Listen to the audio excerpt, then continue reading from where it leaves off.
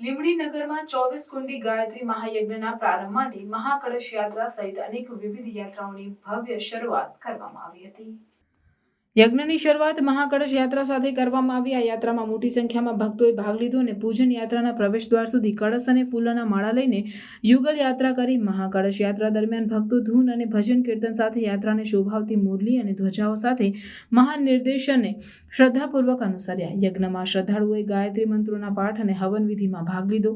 હવન વિધિમાં ગુરુક્રત્ર શિખર અને યજ્ઞ મંડપમાં શ્રદ્ધાળુઓએ આહુતિ આપીને હવન મંત્રોનું ઉચ્ચારણ કર્યું। આ કાર્યક્રમને ઉજવવા માટે નગરના મહાનુભાવો અને ધાર્મિક નેતાઓ ઉપસ્થિત રહ્યા અને યજ્ઞના વિધિમાં ભાગ લીધો। 24 કુંડી ગાયત્રી મહાયજ્ઞમાં વિવિધ ધાર્મિક કાર્યક્રમો, કથાઓ અને સત્સંગોના આયોજનો પણ કરવામાં આવ્યા।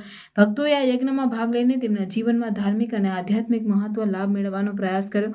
આ સમગ્ર કાર્યક્રમ દરમિયાન ભક્તિ અને ધર્મની ભાવનાથી નગર ભક્તિમય બની ગયો અને શ્રદ્ધાળુઓના હૃદયમાં શાંતિ અને આનંદ છવાયો। આ મહાયજ્ઞનો હેતુ છે સામર્થ્ય, સુખ અને સમૃદ્ધિ લાવવી અને શ્રદ્ધાળુઓને આધ્યાત્મિક માર્ગદર્શન પૂરું પાડવું। મહાયજ્ઞમાં ભાગ લેનારા ભક્તોએ તેમના જીવનમાં શાંતિ અને સુખની પ્રાર્થના કરીને યજ્ઞ મંડપમાં આહુતિ આપી। લીંબડી નગરમાં 24 કુંડી ગાયત્રી મહાયજ્ઞની ભવ્ય ઉજવણી અને મહાકળશ યાત્રા દ્વારા શરૂ થયું। આ યજ્ઞના માધ્યમથી નગરમાં ધાર્મિક અને આધ્યાત્મિક જાગૃતિ લાવી અને ભક્તોએ શાંતિ અને સુખ માટે પ્રાર્થના કરી।